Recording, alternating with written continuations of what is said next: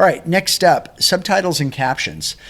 Use subtitles and captions, and I'll add transcripts to this. You have a lot of real estate on a screen with a video. And if you don't get greedy, you can actually think of the talking head or the mix of live action shots as being the foundation of your video content. But you can actually build on that with some text that people can see that's actually part of your video content, not part of the platform, but part of your video.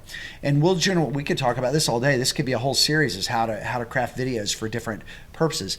But we generally think of the lower third or coming in from the side. And so you need to think about this when you're shooting video. How are you going to compose your shots so that you're leaving room for these dynamic elements that you want to bring in during post and add as part of the content and the experience of the actual video? So those little cues can help people know and be contextualized. They've already got maybe the title, or if they're in a playlist, they know that they came in because it's part of this topic. But if you want to sort of reinforce, here's where we are in the journey, here's where we are in the story, captions, lower third, or side call outs can help people track with what it is you're saying and what you're talking about. It's a little bit like, think about videos in more of a magazine format than a novel or a book format. You want something that's not just pure video content without being broken up. You kind of want things to interrupt it.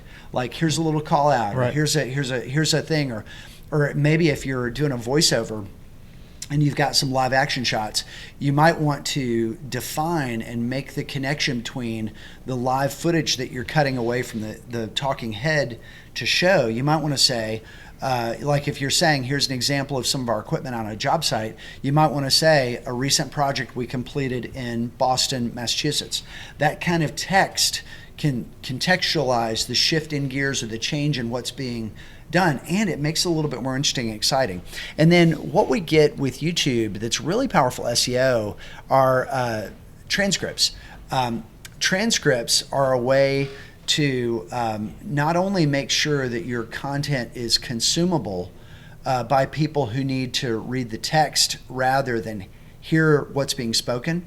That's sort of a jumping off point for why YouTube has it, but really it's valuable for search engines, because that voiceover, everything you're saying, the internet is not taking that and transcribing it automatically for you and adding it to search indexes. Now, YouTube is automatically trying to, but those transcripts are not great. You need to actually go through and manually load your own transcripts, or go through and correct and craft and make sure that those transcripts are accurate in YouTube.